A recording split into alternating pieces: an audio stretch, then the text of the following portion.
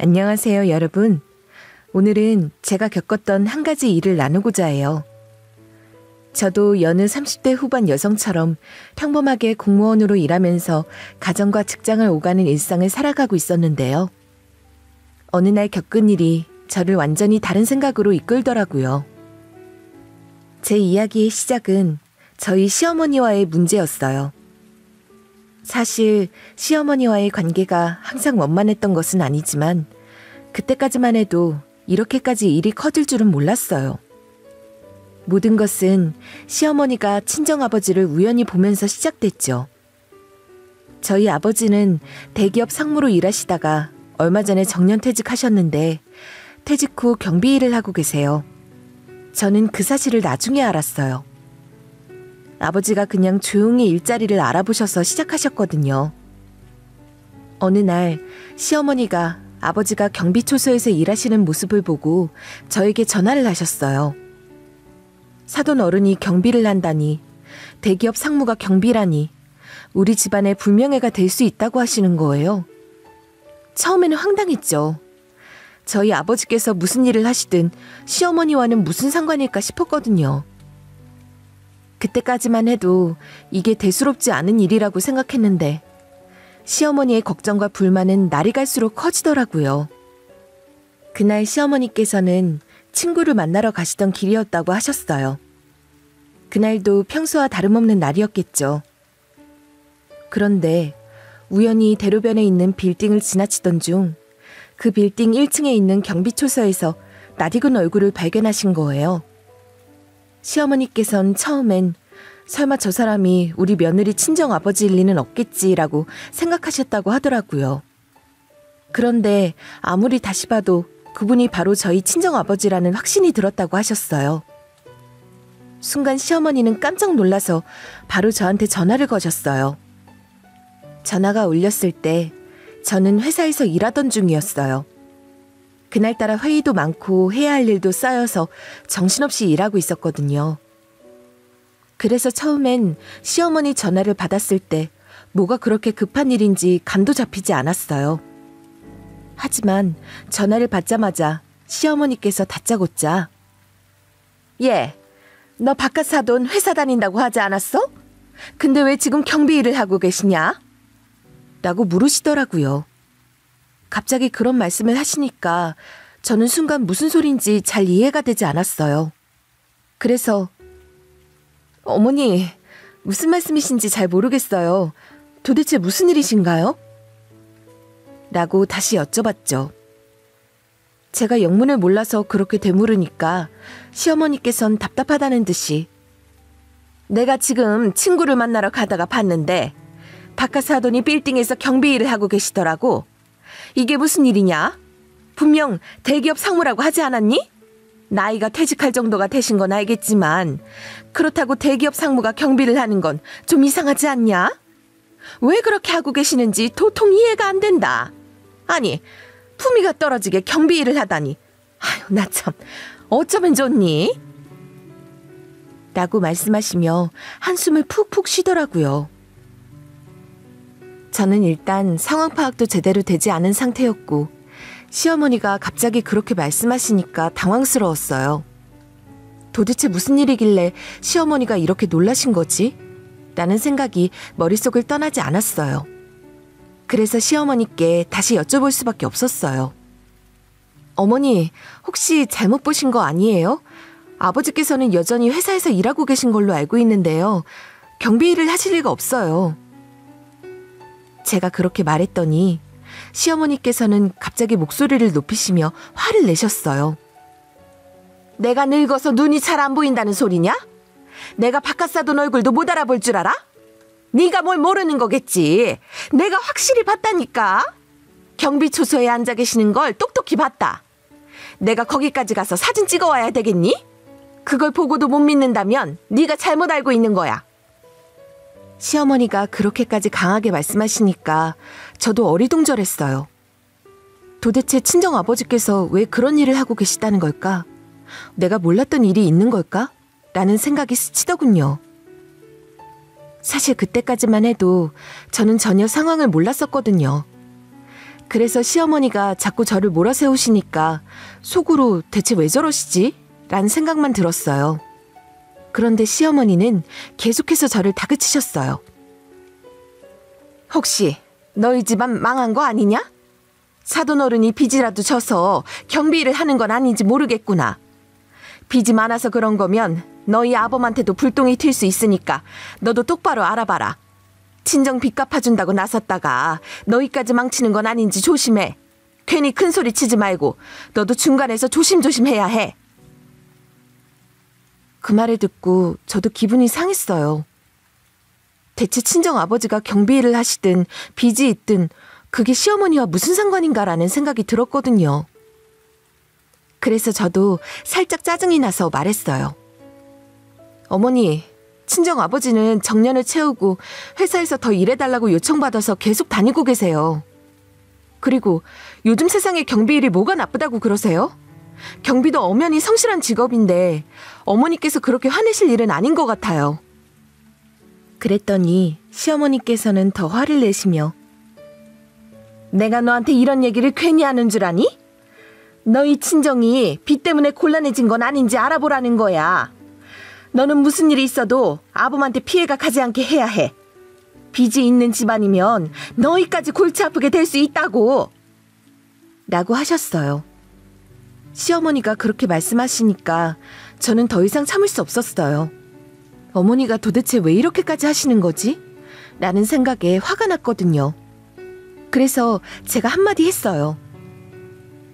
어머니, 그런 말씀하시면 저도 속상해요. 친정이 힘들든 안 힘들든 그건 저희 집안 일이잖아요. 그리고 경비 일을 하시는 게 그렇게 창피한 일이라고 생각하지 않아요. 오히려 존경스러운 일이라고 생각해요. 경비도 누군가는 해야 하는 중요한 일이니까요. 제가 바빠서 이만 끊을게요. 일단 상황을 좀 더 알아보고 다시 말씀드릴게요. 저는 그 말만 하고 전화를 끊었어요. 시어머니의 말은 저를 참 곤란하게 만들었어요. 왜 친정이 빚을 졌다고 의심하시는 걸까? 라는 생각에 머릿속이 복잡해졌거든요. 그러나 일도 해야 했기에 그날은 적당히 넘기기로 했어요. 다만 시어머니께서 저를 계속 들들 볶아대시기도 했고 저도 사실 뭐가 어떻게 돌아가고 있는 건지 자초지종을 확실하게 알아봐야겠다는 생각이 들더라고요. 이렇게 그냥 넘어가서는 안 될 것 같아. 상황을 정확하게 파악해야겠어라는 마음이 강하게 들었어요. 어쨌든 친정아버지에 관한 이야기를 시어머니께 들었으니 제 눈으로 확인하기 전까지는 오만 가지 생각이 다 나더라고요. 가만히 있으면 더 불안할 것 같기도 했고요. 혹시나 시어머니 말씀대로 집에 큰 빚이 생긴 건 아닌가 하는 걱정도 들었고 혹시라도 아버지가 무리해서 일을 하고 계신 건 아닌가 싶어서 마음이 불편했어요. 그래서 결국 시어머니 전화를 받은 다음 날 일하는 중에 한가한 시간이 잠깐 생겨서 그 틈을 타 나가보았어요. 평소 같았으면 점심시간을 좀 더 여유롭게 쓰거나 잠시 쉬었을 텐데 그날은 도저히 그냥 있질 못하겠더라고요. 확인을 해야겠다. 내가 직접 내 눈으로 확인해야 마음이 편해질 거야. 그렇게 다짐했어요. 전화를 통해 들었던 그 건물을 직접 찾아가서 친정 아버지가 정말 그곳에서 일을 하고 계신지 알아봐야겠다는 생각이 들더라고요. 아무리 시어머니가 직접 봤다고는 하셔도 제 눈으로 확인하지 않으면 진정이 안 될 것 같았어요. 그래서 무작정 그 건물로 찾아갔죠. 그리고 건물에 도착해서 밖을 둘러보는데 그때 정말 딱 마침 친정아버지가 경비복을 입고 건물 밖에서 쓰레기를 정리하고 계시는 모습이 눈에 들어오는 거예요. 그 순간 시어머니 말씀이 정말 맞다는 걸 깨달았죠. 한편으로는 당황스럽기도 하고 믿기지 않은 상황에 마음이 얼떨떨했어요. 친정아버지가 경비 일을 하고 계시는 모습이라니 처음 본 순간 너무 놀랐어요. 이게 어떻게 된 일이지? 아버지가 경비 일을 하신다고? 머릿속이 복잡해지더라고요. 처음에는 어떻게 반응해야 할지 몰라서 멀리서 지켜만 봤어요. 너무 갑작스러운 상황이라 그저 얼떨떨했죠. 은퇴를 하셨으면 그냥 편하게 쉬셨으면 좋았을 텐데 왜 굳이 이렇게 힘들게 일을 하고 계시는 걸까 싶었어요. 더구나 젊으셨을 때부터 한 회사에만 다니시면서 고생을 많이 하셨던 걸 알기에 이제는 편하게 쉬셨으면 좋겠다고 항상 생각하고 있었거든요. 그런데 지금 보니 그 은퇴 후에도 또 이런 고된 일을 하고 계시니 가슴이 너무 아프더라고요. 눈물이 핑 돌았어요. 어쩌다가 이런 상황까지 오게 된 걸까? 라는 생각에 마음이 너무 무거웠죠. 저는 몇 번이고 고민했어요. 아는 척을 해야 하나? 그냥 지나쳐야 하나? 계속 망설였어요. 하지만 결국 참지 못하고 가까이 다가가서 조심스럽게 아빠, 여기서 뭐 하세요? 라고 불렀어요.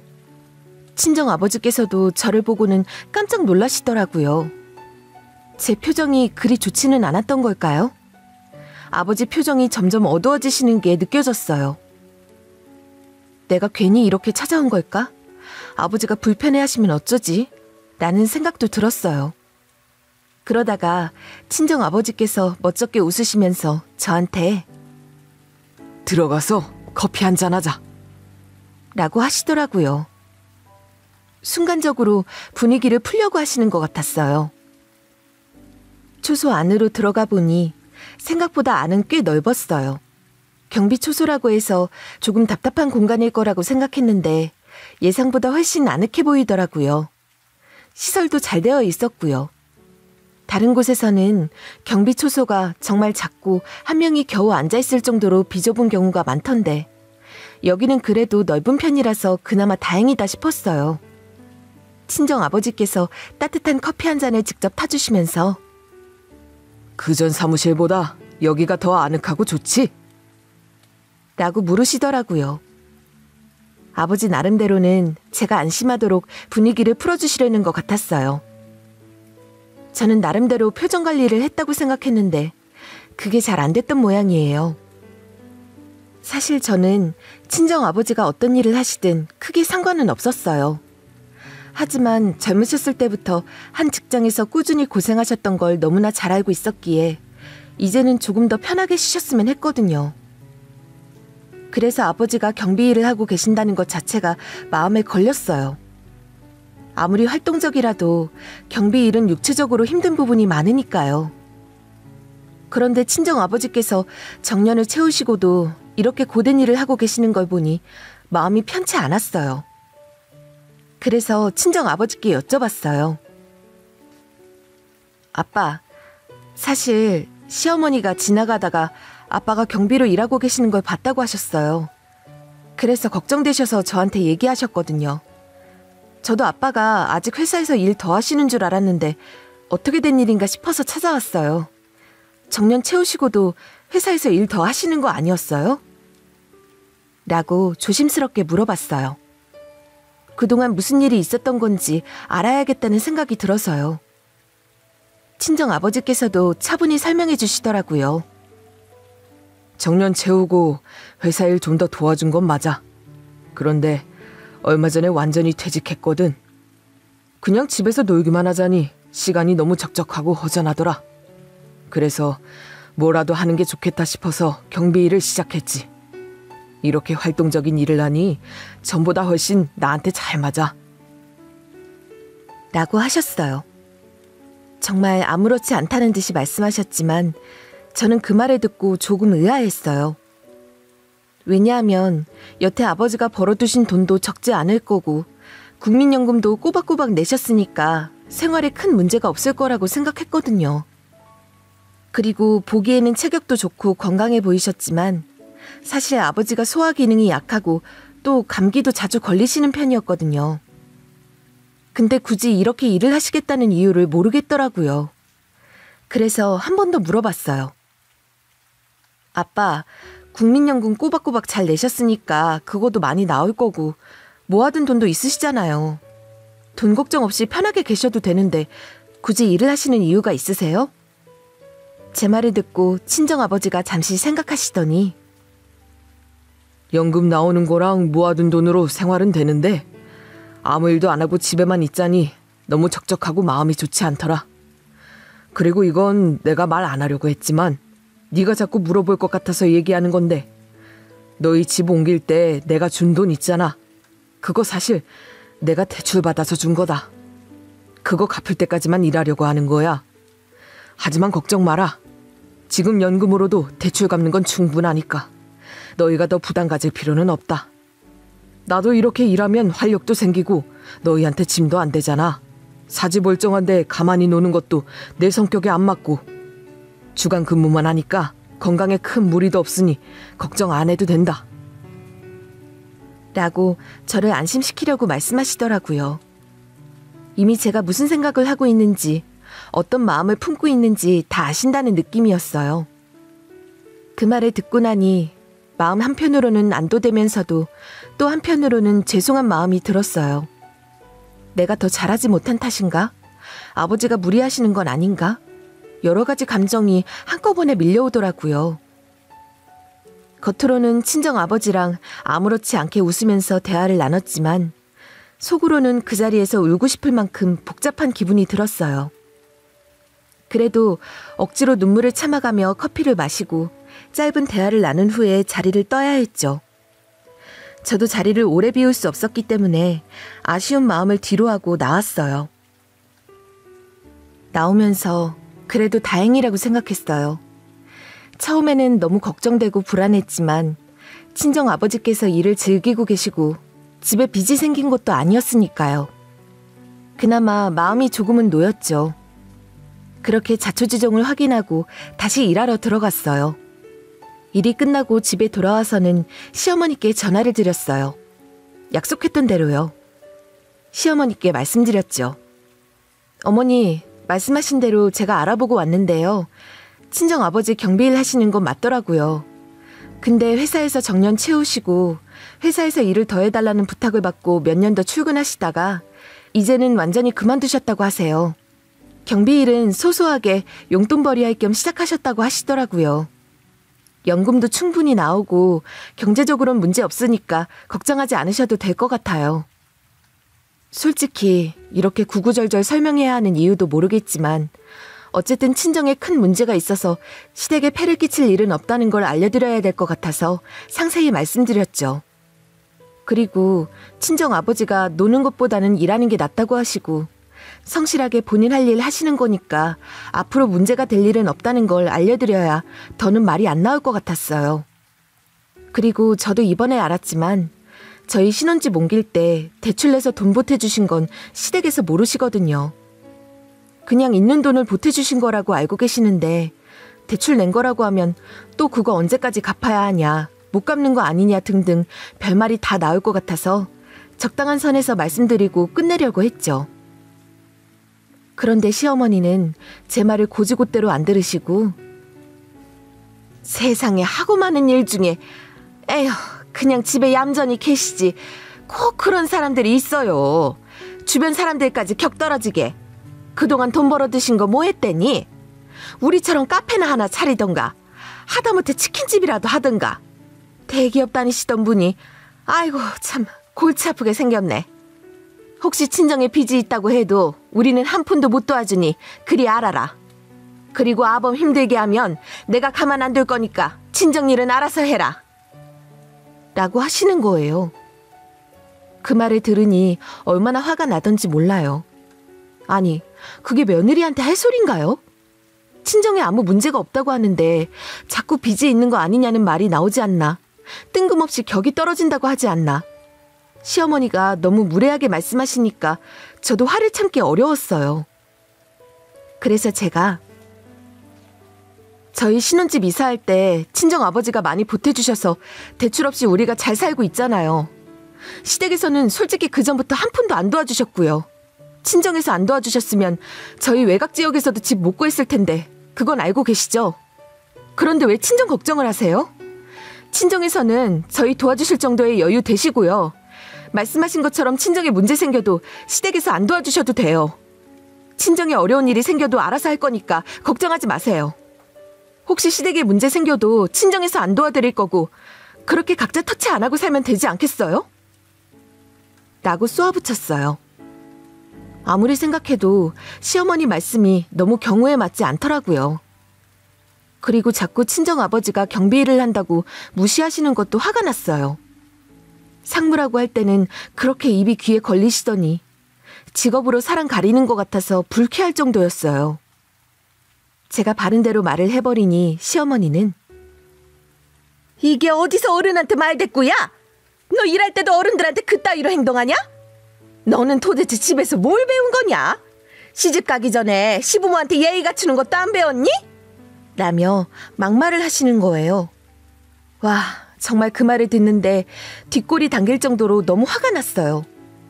드라마에서 왜 열받으면 뒷목 잡고 쓰러지는지 알겠더라고요.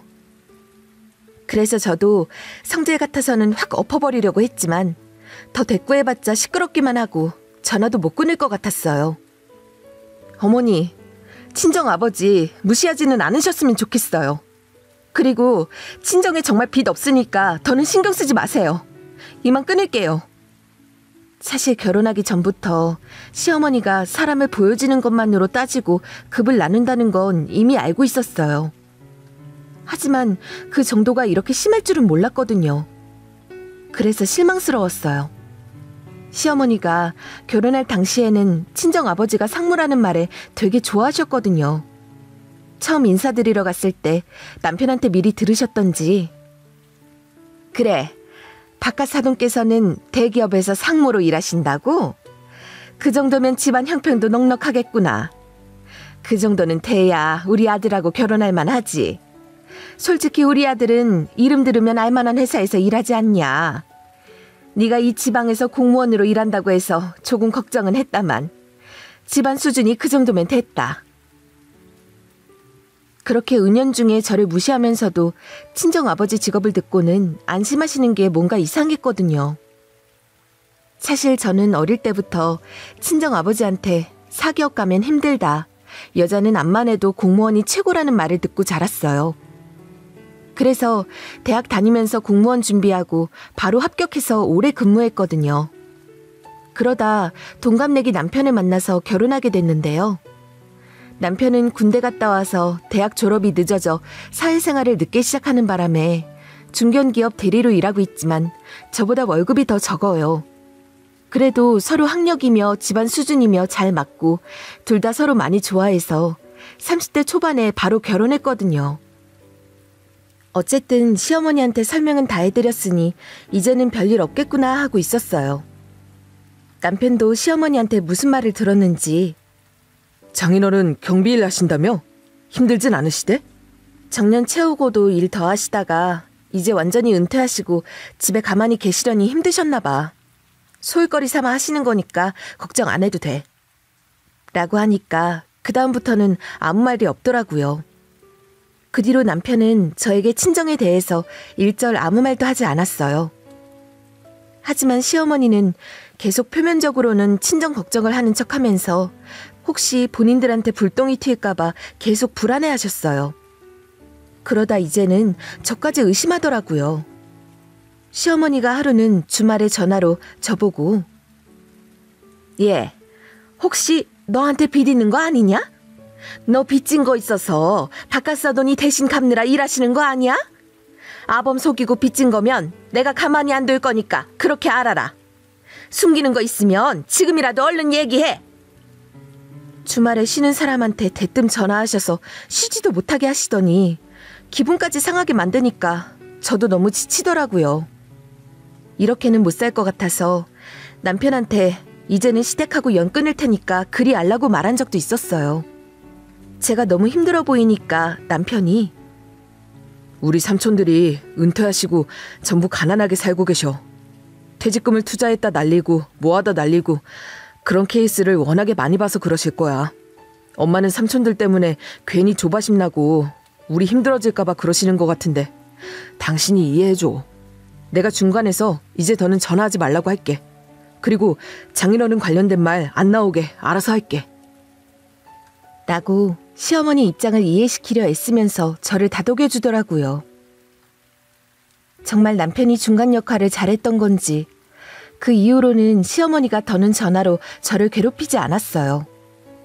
휴대폰에 부재중 전화 안 찍혀 있는 것만 해도 숨통이 트이더라고요. 예전에는 많으면 10통까지도 찍혀 있었거든요. 마음 같아서는 차단하고 싶었지만 차마 그럴 수도 없고 무시하는데도 한계가 있었어요. 그래도 어찌저찌 한 차례 고비는 잘 넘길 수 있었어요. 하지만 시어머니와 남편의 본 모습을 보게 된 사건이 발생하게 되었어요. 제가 이런 사람들하고 연을 맺었다는 것 자체가 후회스러울 정도였어요. 시어머니의 전화가 오지 않고 평화롭게 지내던 중 갑자기 친정 아버지가 일하시다가 어깨를 약간 다치셨어요. 일하다 발을 잘못 디뎌서 몸이 한쪽으로 쏠렸는데 그때 어깨가 가로등에 부딪혔다고 하더라고요.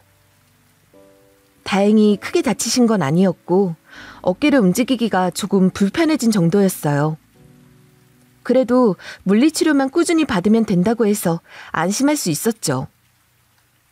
근데 친정아버지는 자꾸 일을 나가야 한다고 하시는 거예요. 저랑 친정엄마, 동생까지 모두 다친 몸으로 어디 나가려고 하시냐며 뜯어 말렸어요. 다친 김에 이젠 쉬시라고 한사코 말렸죠. 하지만 친정아버지는 어깨 조금 다친 걸로 다들 왜 이리 유난이야? 이 정도로 일 그만둘 거면 앞으로 뭘 하겠냐? 내가 실수로 다친 건데 일을 그만뒀어야 되겠냐? 그리고 집에만 있으면 답답해서 나보고 어떻게 살라고 하는 거니? 나가서 소소하게 용돈벌이라도 해야지. 아무튼 나는 계속 일할 거니 그리 알아라. 저는 그런 모습이 걱정돼서 시간이 될 때마다 같이 병원 다니겠다고 하며 계속 모시고 다녔어요. 제가 아무리 잔소리를 해도 친정아버지는 그저 허허 웃고 말더라고요. 어쨌든 소소한 사건이 잘 마무리되는가 싶었는데 갑자기 시어머니가 또 전화를 하기 시작하시는 거예요. 조금 안심하고 있었는데 전화가 오기 시작하니까 벨만 울려도 인상이 써질 정도였어요. 친정아버지가 다치셨다는 걸 남편이 시어머니한테 말씀드린 것 같았어요. 너 친정에 쓸데없이 돈 쓰는 거 아니냐? 바깥 사돈 다치셨다면서? 근데 거동을 못 하시는 것도 아니고 굳이 네가 모시고 다닐 일이 뭐가 있니? 안 싸더니 같이 병원 다니면 되잖냐? 바쁘다면서 뭘 그런 사소한 일까지 신경 쓰니? 바깥 사돈도 그렇지. 얌전히 집에만 계시지. 다 늙어서 뭘 그렇게 일을 하신다니? 돈 벌려다가 돈 쓰고 다니시는 꼴이지 뭐니? 시어머니 등살이 이제 조금 잠잠해지나 싶었는데 또 같은 말을 반복하시니 답답하기도 하고 화가 치밀어 올랐어요. 남편은 그걸 또 왜 시어머니한테 다 말을 하는 건지 그것도 답답하더라고요. 처음 한두 번은 친정아버지 괜찮으시니 걱정하지 마시라 했지만 시어머니의 말씀이 점점 도가 지나치다 싶어서 어머니, 아픈 분한테 무슨 말씀을 그렇게 하세요? 저희 아버지가 다치고 싶어서 다치셨나요? 일하다가 발을 잘못 디뎌서 그런 건데 걱정해 주시지는 못할 망정 말씀을 왜 그렇게 하세요? 그리고 전에 어머님도 버스에서 내리다 넘어져서 제가 병원 모시고 다녔었잖아요. 그때랑 똑같이 뭘 그러세요? 그때 친정에서는 어머님 걱정했지 연세 드셨는데 어딜 나가시냐며 타박한 적 없어요. 그리고 아범도 바쁘다며 어머님 안 챙겼는데 도리어 제가 챙겨드렸잖아요. 그건 기억 안 나시는 거예요? 말씀 너무 함부로 하지 마세요. 제 말을 듣고는 시어머니가 뭐라고 할 말은 없으셨던 건지 어디 어른한테 그런 말투로 얘기를 하냐? 시애미를 무시해도 유분수지. 네가 나 좀 챙겨줬다고 그걸로 유세 떠냐? 내가 며느리 하나 잘못 들여서 이렇게 무시당하며 산다. 아범이 너 이런 걸 알아야 하는데 아범 앞에서는 착한 척 내 앞에서는 할 말 다 하는 꼴이 우습다 우스워. 하며 휴대폰이 터져나갈 듯이 소리를 지르시더라고요. 안 그래도 일하던 중에 전화 받으면 시어머니가 소리 지를까봐 항상 밖에 나가서 전화를 받았거든요. 근데 그날은 소리를 너무 크게 질러서 혹시 누가 길 가다 들을까 창피하더라고요. 그래서 시어머니한테 적당히 네네 하면서 일하러 들어가야 하니 다음에 얘기 더 하자고 하고 얼른 끊어버렸어요. 근데 그날 남편이 퇴근하고 와서 갑자기 장인어른 치료비 얼마 들었어? 어깨만 다치신 거 맞아? 다른 데도 다쳐서 치료비 더 나오는 거 아니야? 그러더니 한술 더 뜨며 처남은 왜 가만히 있는 거냐? 왜 당신이 혼자 장인어른 모시고 다니냐?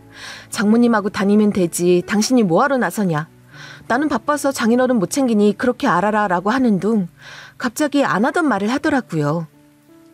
그러면서 자꾸 돈 많이 드는 거 아니냐고 저를 쪼아대고 본인한테 친정아버지 모시고 다녀달라고 말도 안 했는데 괜히 자기가 뭘 해야 할까봐 발을 빼는 거예요. 저는 아무 말도 안 하고 있었는데 혼자 나서서 저러니까 어이가 없더라고요. 그 어머니의 그 아들이다 하는 생각이 들 정도였어요. 남편이 한 말이 어이가 없어서 가만히 있으니까 갑자기 남편이 저한테 카드를 하나 주는 거예요. 앞으로 돈 쓸 일 있으면 전부 이 카드로 써. 이제는 서로 투명하게 지내자. 서로 대충 알지만 월급 받은 것도 다 공개하고 전부 다 터놓고 지내는 게 맞는 것 같아. 솔직히 당신이 친정에 돈 너무 많이 갖다 주는 것 같은데 친정에 하는 것만큼 시부모도 좀 챙겨드려. 우리 어머니 맨날 며느리 복 없다. 누구 집 며느리는 뭐 해줬는데 나는 하나도 없다. 그 소리 하는 것도 듣기 싫어. 친정에 하는 거 반만큼이라도 우리 어머니한테 잘해드리면 안 돼? 저도 그 말을 듣고 너무 화가 나서 너 우리 2년 전에 이사 올 때 아빠가 1억이나 해줬는데 그 돈 받을 땐 좋아라 하고 이제 와서 1억이야? 그리고 뭐? 며느리 돌이? 너는 사위 노릇 제대로 했어? 나는 그래도 시부모 생신이며 결혼기념일이며 다 챙겨드리고 결혼식 장례식 갈 때마다 부조금 내가 다 드렸어. 근데 넌 뭐 했어? 친정에 가는 것도 싫어해서 내가 웬만하면 명절 빼고는 가자는 소리도 안 하지 않냐? 그러면서 나한테 며느리 도리를 운운해? 효도하고 싶으면 알아서 해. 남편은 제가 화를 내니까 조금 수그러들긴 했지만 처가에서 그 정도 도움도 못 받아? 누가 보면 10억 정도 받은 줄 알겠다. 남들도 다 그 정도 도움 받고 산다. 유난 떨지 마.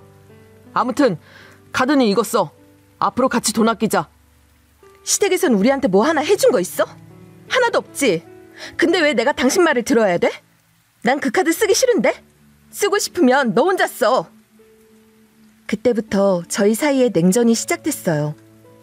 생각해보면 그 시점에서부터 서로에게 불만이 쌓이고 있었던 거죠. 근데 그걸 대화로 풀지 못하고 이렇게 냉전 상태로 들어가게 된 거니까 제가 정말 화가 많이 났었던 것 같아요. 솔직히 말해서 제 벌이가 남편보다 훨씬 나았어요. 저는 아쉬울 게 없었죠. 경제적으로 부족함이 없으니 남편이 뭘 하든 그다지 신경 쓸 필요가 없었던 거예요. 그래서 남편이 뭐라고 하든 저한테는 그게 큰 문제가 아니었어요. 남편이 더 아쉬운 입장이었으니까요. 내가 왜 굳이 먼저 화해하자고 해야 되지? 이런 생각이 계속 들더라고요. 오히려 제가 마음만 먹으면 언제든 편하게 살 수 있으니까요. 저는 그때부터 아주 냉정하게 굴었어요. 집에 필요한 물건 하나라도 사는 걸 아예 그만뒀거든요. 예전에는 남편이 필요한 물건이 있으면 알아서 챙겨주기도 하고 집안 살림도 꼼꼼하게 신경 썼는데 그때부터는 그런 거 다 신경 끄고 살았어요. 내가 왜 굳이 이 상황에서 남편을 챙겨줘야 하지? 싶더라고요. 그래서 필요한 것들은 딱 저한테만 맞는 것들만 사고 남편이 밥을 먹든 말든 전혀 신경 안 쓰기로 했어요. 남편이 집에서 굶건 말건 상관없었어요. 저야 뭐 밖에서 편하게 밥 사 먹으면 그만이었거든요. 오히려 그런 식으로 하니까 돈도 더 남더라고요. 이게 참 내가 왜 그동안 그리 열심히 챙겼나 싶네. 이런 생각도 들었어요. 그리고 공과금도 제 통장에서 자동으로 이체가 되고 있었는데 이제 와서 갑자기 남편이 우리 투명하게 지내자고 하는 게 정말 말도 안 된다고 생각했어요. 이미 모든 걸 제가 관리하고 있었는데 이제 와서 왜 갑자기 투명하자는 건지 도저히 이해할 수 없었죠. 사실상 남편은 저한테 전적으로 의지하고 있었으면서 자존심 때문에 그런 말을 한 것 같더라고요. 그렇게 제가 집안일이나 돈 문제를 더 이상 챙기지 않으니까 남편은 점점 눈치를 보더라고요. 제가 남편을 챙겨주지 않으니 남편은 아무것도 못하고 쩔쩔매는 게 눈에 보였어요. 그런데도 자존심 때문에 먼저 화해하자는 말은 못하더라고요. 참, 저러니 내가 더 얄미운 거야 하고 생각했죠. 저는 그때부터 남편이 우스워 보였어요. 저렇게 쩔쩔매는 모습이 한심하게 느껴지더라고요. 그래서 더더욱 갈 때까지 가보자는 심정으로 말 한마디도 안 하고 지냈어요. 제가 먼저 다가가서 화해를 청할 생각은 전혀 없었거든요. 이렇게 냉전 상태로 계속 가보자, 어디까지 버티나 보자 하는 마음으로 그냥 놔뒀어요. 며칠 지나니까 남편이 그 상황을 시어머니한테 일렀나 봐요. 남편이 몰래 시어머니한테 일러 바친 걸 알았을 때는 정말 어이가 없었죠. 그러더니 시어머니가 갑자기 노발대발하면서 집으로 찾아오신 거예요. 저는 그 순간부터 무슨 일이 일어날지 예상할 수 있었어요. 부부 사이의 문제를 시어머니한테까지 이야기하는 것 자체가 제 상식으로는 도저히 이해가 안 되는 일이었어요. 아니, 부부 사이 문제를 왜 시어머니한테까지 끌고 가는 거야? 이런 생각이 들더라고요. 아무튼 시어머니가 찾아오셨으니 저는 어쩔 수 없이 손님 대하듯 물이라도 대접하려고 했죠. 그런데 시어머니는 앉지도 않으시고 저한테 대뜸 따지듯 말씀하시더라고요. 아범이 걱정돼서 한 말을 가지고 그렇게 사람을 무안하게 하는 법이 어디 있어? 그리고 왜 카드 안 쓰냐? 뭔가 캥기는 거 있는 거 아니니? 그 말을 듣고 순간 남편이 카드를 꺼내면서 돈을 아끼자는 말을 했던 게 시어머니 생각이었다는 게 딱 느껴졌어요. 아, 남편이 이렇게 어머니 말에 휘둘리는구나 하고 그때부터 확실히 알게 됐죠. 그리고 남편이 시어머니한테 제 얘기뿐만 아니라 저희 사이가 냉전 상태인 것까지 다 얘기했다는 걸 알게 됐어요. 그 순간 이런 사람하고 앞으로 계속 살 수 있을까 하는 생각이 들었어요. 제가 남편을 정말 믿고 살았던 시간들이 전부 헛된 것 같고 남편이 저한테 전혀 의지가 안 되는 사람이란 걸 그때 깨닫게 된 거죠. 그 와중에 시어머니는 계속해서 터무니없는 말씀을 하시더라고요. 너 똑똑히 들어. 친정에 무슨 일이 있어도 절대 우리한테 손 벌리지 마라. 알겠어? 나중에 걸리면 너 내쫓을 거야. 애초에 바깥 사돈 대기업 상무라는 것도 거짓말 친 거 아니었냐? 지금 와서 보니 이거 완전 사기 결혼이네. 그 말을 듣고 시어머니가 점점 과대망상을 하고 있다는 생각이 들었어요. 그런데도 남편은 그 옆에서 시어머니 편을 들며 틀린 말도 아니다라고 하더라고요. 그 순간 저는 확실히 느꼈어요. 아, 이 사람하고는 도저히 대화가 안 통하고 앞으로도 같이 지낼 수 없겠구나 하고요. 그리고 그제서야 깨달았죠. 내가 그동안 믿고 의지하던 남편이 사실은 남보다도 못한 사람이었구나 하고요. 진작에 시어머니가 저희 친정을 무시할 때부터 알아봤어야 했는데 그때는 그저 참고 넘겼던 제 자신이 한심하게 느껴지더군요. 그때부터 후회가 밀려왔어요. 결혼하기 전에 시어머니가 우리 집을 무시할 때부터 됨됨이를 알아봤어야 했는데 하고요. 하지만 지금이라도 알게 됐으니 다행이다 싶었어요. 이제는 더 이상 미룰 수 없다고 생각했어요. 그래서 저는 결심했어요. 이 일을 바로잡아야겠다고요. 그래서 남편한테 단호하게 말했어요. 나는 너네 집안하고 더는 엮이고 싶지도 않고 네가 이 정도밖에 안 되는 인간인 줄 이제 알았어.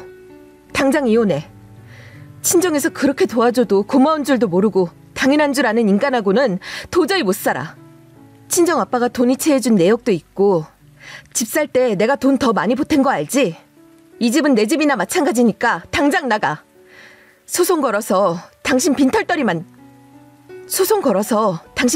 만들 거야. 내일 당장 이혼소송 진행할 거니까 그리 알고 나가. 그리고 시어머니한테도 한마디 했죠. 어머니, 아니, 이제 이혼할 거니까 어머니라고 할 필요도 없죠.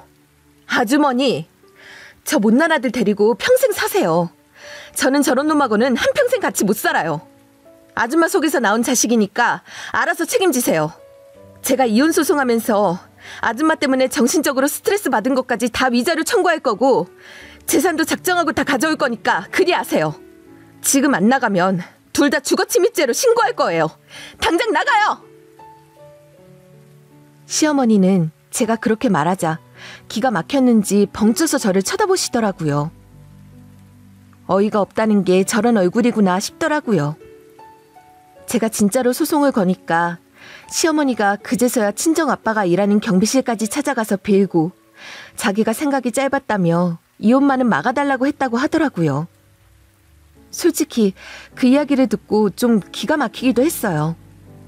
평소 그렇게 자존심 세우며 으스대던 시어머니가 제 친정 아버지에게까지 가서 눈물로 빌 줄이야. 참 어이가 없더라고요. 그리고 시어머니가 왜 친정 아빠에게 찾아갔는지 생각해보면 저를 직접 설득하기보다는 친정 아버지가 저한테 한마디 해주길 바랐던 거겠죠. 결국엔 제 감정을 무시하고 상황을 어떻게든 덮으려 했던 게 아닌가 싶어요. 친정 아빠는 저한테 모든 사실을 다 들어서 알고 있었지만 그래도 시어머니가 불쌍해 보였다고 하시더라고요. 남편도 집안의 사위로 오랫동안 있었던 터라서 감정적으로 대응하는 게 쉽지 않으셨던 것 같아요.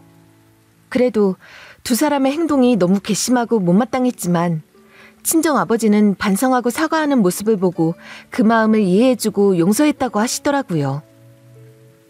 이혼이라는 게 그렇게 쉬운 일이 아니야. 아무리 둘 사이에 애가 없다지만 그래도 한 지붕 밑에서 산 세월이 몇 년이냐. 연애한 세월까지 더하면 거의 10년 정도 만나지 않았니? 설마 앞으로 또 너한테 몰상식한 행동을 할 리 없어 보이니까 이쯤하고 용서해줘라. 이만하면 그쪽에서도 뭘 잘못했는지 충분히 알았을 거다. 친정 아버지의 말씀을 들으면서도 저는 쉽게 마음이 풀리지 않았어요.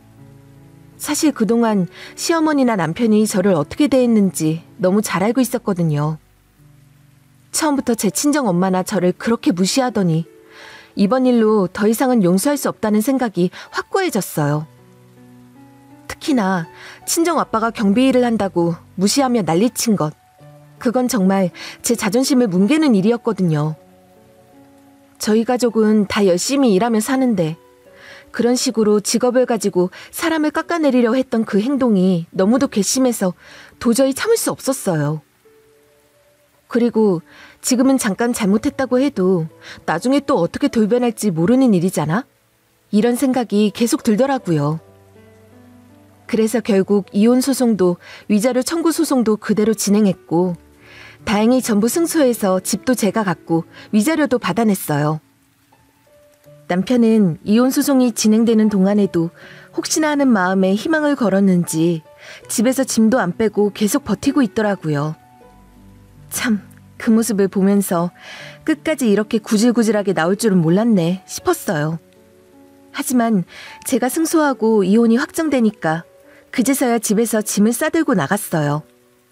사실 저는 남편이 알아서 짐을 빨리 치우고 나가길 바랐는데 그래도 마지막까지 제 앞에서 짐을 싸겠다고 하는 거예요. 제가 대충 박스에 담아서 택배로 보내준다고 했는데도 굳이 집까지 찾아와서 직접 짐을 챙기겠다고 하더라고요. 그때부터 좀 짜증이 나기 시작했죠. 왜 아직도 여기서 시간 끌고 있지? 이런 생각이 들었거든요. 저는 그저 빨리 짐을 빼고 제 눈앞에서 사라졌으면 하는 마음뿐이었어요. 남편이 집에서 서성거리는 그 모습조차도 이제는 보기 싫더라고요. 근데 갑자기 남편이 느릿느릿 짐을 싸다가 저를 쳐다보더니 아련한 얼굴로 묻는 거예요. 진짜 이렇게까지 해야 하냐? 저는 그 순간 진짜 짜증이 폭발할 뻔했어요. 이제 와서 이런 얼굴로 무슨 소용이지? 그 얼굴 보고는 정말 그 사람에게 정이 뚝 떨어지더라고요. 이게 바로 정 떨어지는 순간이라는 거구나 싶었어요. 남편이 마치 뭔가 미련을 남긴 것처럼 행동하는 게 정말로 이해가 안 갔어요. 그래서 저는 단호하게 말했어요. 경찰 부르기 전에 빨리 나가. 여기 이제 완전히 내 집이야. 내가 나가라고 할 때 안 나가면 끌려나갈 수 있는 거 알지? 미련 갖지 말고 나가. 다음에 혹시 누구 만나면 나한테 그랬던 것처럼 행동하지 말고 잘 살아. 그렇게 말하고 남편을 내보냈어요. 더는 볼 것도 없고 말할 필요도 없다는 생각이 들었거든요. 그렇게 결혼 생활을 완전히 끝내게 됐죠. 지금은 정말 후련해요. 이혼하고 나니까 속이 다 시원하더라고요. 그리고 다행히 친정 아버지도 어깨가 다 나으셔서 지금은 건강하게 잘 지내고 계세요. 아버지께서 경비 일을 하시면서 어깨에 무리가 갔었는데 이제는 완전히 회복하셔서 예전처럼 힘차게 일하고 계세요. 그걸 보면서 제가 마음이 참 놓였어요. 이제는 저도 스트레스 받는 일 없이 자유롭게 살고 있고요. 요즘에는 주말마다 부모님 모시고 맛집 투어도 하고 카페도 다니면서 여유로운 시간을 보내고 있어요. 결혼 생활 동안에는 이런 소소한 행복을 잊고 살았는데 이제 다시 가족과 함께하는 시간이 얼마나 소중한지 깨달았어요. 결혼 생활을 끝내고 나니까 제 자신에게 더 집중할 수 있게 되었어요. 그동안은 결혼 생활에 얽매여서 저 자신을 잊고 살았던 것 같아요. 그런데 이혼을 하고 나니 제 자신이 정말로 소중하다는 걸 알게 됐어요. 내 인생은 내가 주도해야 한다는 거. 이제는 그걸 확실히 깨닫고 있어요. 부모님도 그런 저를 응원해 주시고 제가 더 이상 얽매이지 않고 자유롭게 살 수 있도록 힘을 주고 계세요. 어쨌든 그동안 말도 많고 탈도 많았던 결혼 생활에 종지부를 딱 찍어버리고 나니 이렇게 후련할 수가 없어요. 저를 옥죄던 것에서 해방되니까 정말 자유로운 느낌이랄까요? 앞으로도 부모님 모시고 행복하게 돌싱 라이프를 즐기면서 살 생각이에요. 이제는 제 인생을 더 소중하게 생각하고 나 자신에게 충실하며 살기로 결심했어요. 그동안의 고생이 헛되지 않도록 앞으로는 더 행복하게 지내야겠다는 생각을 자주 하고 있어요. 마지막으로 제 이야기를 들어주셔서 정말 감사드려요. 이 일을 겪으면서 제가 정말로 많은 걸 깨달았어요. 사람을 겉모습만 보고 판단하는 건 참 위험한 일이에요. 겉으로는 그럴듯하게 보여도 막상 속을 들여다보면 전혀 다른 모습이 있을 수 있거든요. 그리고 그런 사람들과 가까이 지내다 보면 언젠가는 문제가 생길 수밖에 없다는 걸 알게 됐어요. 그게 가족이든 친구든 말이에요. 다른 분들은 저처럼 고생하지 마시고 꼭 신중하게 주변 사람들을 판단하시길 바라요. 부디 저와 같은 일을 겪지 않으셨으면 좋겠습니다. 지금까지 제 이야기 들어주셔서 감사합니다.